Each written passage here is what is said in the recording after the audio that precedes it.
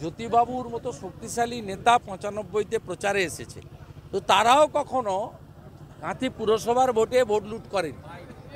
এরা যা করেছে ২২ সালে, এদের শিক্ষা পেতেই হবে। পঞ্চায়েতেও ভোট হয়নি। একটা সময় সিপিএম এর বিরাট লাল রাজত্ব ছিল। জ্যোতি বসুর মতো শক্তিশালী নেতা ৯৫-তে প্রচারে এসেছেন, তারাও কখনো কাঁথি পুরসভার ভোট লুট করেনি। এরা ২২ সালে যা করেছে এদের শিক্ষা পেতেই হবে। তৃণমূলকে বিধে বাম নেতা জ্যোতি বসুর প্রশংসায় গদগদ শুভেন্দু অধিকারী। বামেদের নিয়ে ভালো ভালো কথা উঠে এলো বিরোধী দলনেতার কথায়। আর এখানেই উঠছে প্রশ্ন, এমন কি হলো যে হঠাৎ করে বামেদের প্রশংসা করছেন শুভেন্দু অধিকারী?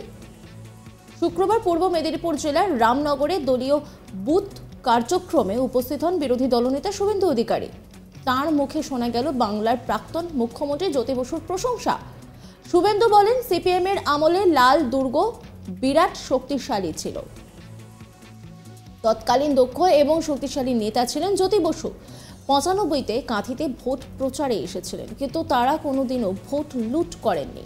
২০২২-এ এরা অর্থাৎ মমতার সরকার ছাপ্পা করে ভোট লুট করে জিতেছে। এর ফলে ফল তাদেরকে পেতে হবে।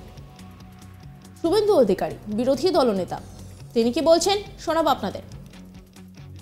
যে সিপিএম এর বিরাট লাল রাজত্ব ছিল, জ্যোতিবাবুর মতো শক্তিশালী নেতা ৯৫-তে প্রচারে এসেছে, তো তারাও কখনো কাঁথি পুরসভার ভোটে ভোট লুট করেনি। এরা যা করেছে ২২ সালে, এদের শিক্ষা পেতেই হবে। পঞ্চায়েতেও ভোট হয়নি, গণনা কেন্দ্রগুলোতে গণনায় লুট হয়েছে। ইন্ডিয়া জোটের প্রসঙ্গ তুলতে শুভেন্দু বলেন, ইন্ডির পিন্ডি চটকে গেছে, বলছিল বাংলার মেয়ে প্রধানমন্ত্রী হবে।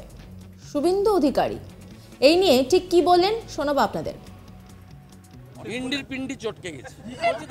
আগে বলছিল বাংলার মেয়ে প্রধানমন্ত্রী হবে। আমি বলেছিলাম স্যান্ডোগিন জিতে যেদিন বুক পকেট লাগবে সেদিন বাংলার মেয়ে প্রধানমন্ত্রী হবে।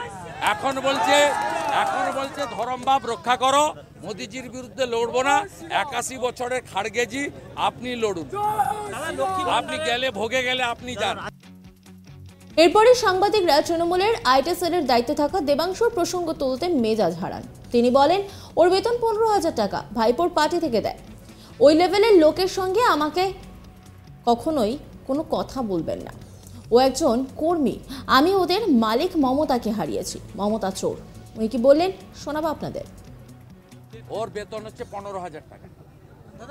ও বেতন হচ্ছে ১৫,০০০ টাকা, ভাইপোর পার্টি থেকে দেয়। ও মিটিং করতে যেখানে যায় বলে আমার গাড়িতে তেল ঢুকিয়ে দিবে। ওই লেভেলের লোকের সঙ্গে আমাকে করবেন না। দে আর দ্য এমপ্লয়ি, আর আমি ওদের মালিক মমতাকে হারিয়েছি। এর পাশাপাশি শুভেন্দু আরও বলেন, যদি কাশ্মীর থেকে ৩৭০ ধারা ৩৫A সরে যেতে পারে, ছত্তিশগড়ে বিপুল জয় হতে পারে, তেলেঙ্গানাতে ১ থেকে ৮ হতে পারে, বিকাশবাদের লক্ষ্যে রাজস্থানের জনগণ মোদীকে ভোট দিতে পারে, তাহলে কেন পশ্চিমবঙ্গে আমরা পারবো না? কাঁথির ছেলে হিসেবে কথা দিলাম, পরের বিধানসভায় এখানে বিজেপি সরকার হবেই হবে। কি বলছেন শুভেন্দু অধিকারী শোনাবো আপনাদের। ৩৫টা সিট জিততে হবে। আমাদের নেতা বলে গেছেন, যদি কাশ্মীর থেকে ৩৭০ ধারা ৩৫-এ সরে যেতে পারে, ছত্তিশগড়ে এত বিপুল জয় হতে পারে, তেলেঙ্গানাতে পার্টি ১ থেকে ৮ হতে পারে, এত কিছু দান খয়রাতির পরেও রাজস্থানের লোক রাষ্ট্রবাদ এবং বিকাশবাদের পক্ষে, মোদিজির পক্ষে ভোট দিতে পারে, তাহলে কেন পশ্চিমবঙ্গেও আমরা পারব না? তাই বিজেপির যারা বুথের সৈনিক সংগঠক, তারা আজকে এখানে একত্রিত হয়ে শপথ নিল যে আমরা কাঁথি লোকসভা কেন্দ্র নরেন্দ্র মোদিজিকে দেব। আর আমি কাঁথির ছেলে হিসাবে তাদের কাছে কথা দিলাম যে পরবর্তী দিনে বিধানসভার ভোটে এখানে বিজেপি সরকার হবে।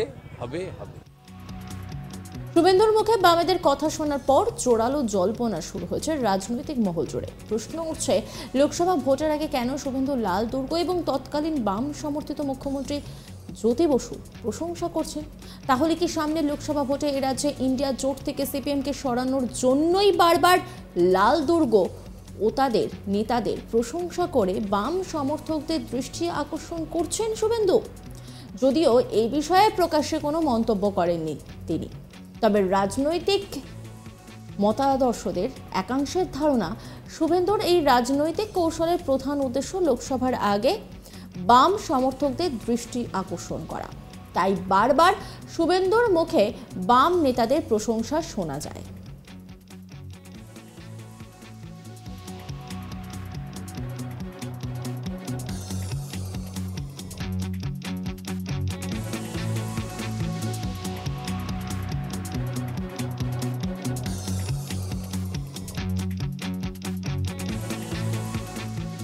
একটা সময় সিপিএমের বিরাট লাল রাজত্ব ছিল। জ্যোতি বসুর মতো শক্তিশালী নেতা 95-তে প্রচারে এসেছেন।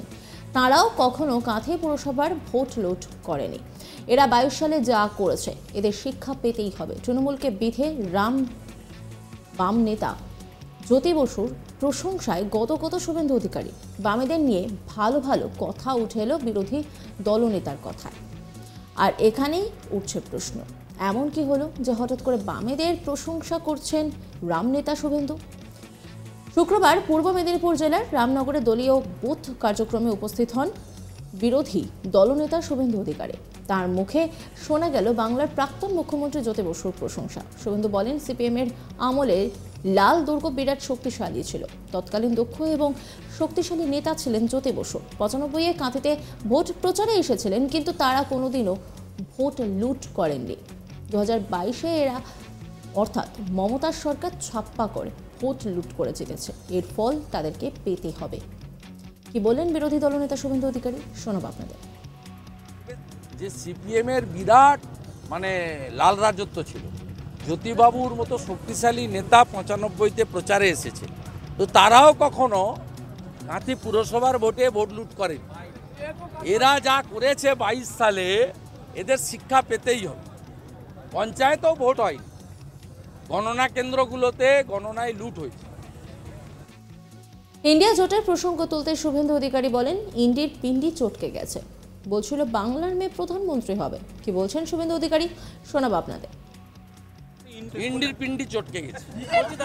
আগে বলছিল বাংলার মেয়ে প্রধানমন্ত্রী হবে। আমি বলেছিলাম স্যান্ডোগিন জিতে যেদিন বুক পকেট লাগবে সেদিন বাংলার মেয়ে প্রধানমন্ত্রী হবে। এখন বলছে ধরমভাব রক্ষা করো, মোদিজির বিরুদ্ধে লড়বো না। 81 বছরের খাড়গেজি, আপনি লড়ুন, আপনি গেলে ভোগে গেলে আপনি যান। এরপরে সাংবাদিকরা তৃণমূলের আইটি সেলের দায়িত্বে থাকা দেবাংশুর প্রসঙ্গ তুলতেই তিনি মেজাজ হারান। তিনি বলেন, ওর বেতন 15,000 টাকা, ভাইপোর পার্টি থেকে দেয়। ওই লেভেলের লোকের সঙ্গে আমার তুলনা করবেন না। ও একজন কর্মী, আমি ওদের মালিক মমতাকে হারিয়েছি, মমতা চোর। অন্যান্য আপডেটের জন্য অবশ্যই নজর রাখুন আজ তাক বাংলার ইউটিউব স্ট্রিমিং এবং ইউটিউব চ্যানেলকে সাবস্ক্রাইব করুন, লাইক করুন, কমেন্ট করুন, শেয়ার করুন। পাশাপাশি হোয়াটসঅ্যাপে নজর রাখুন, সেখানেও রয়েছে আজ তাক বাংলা।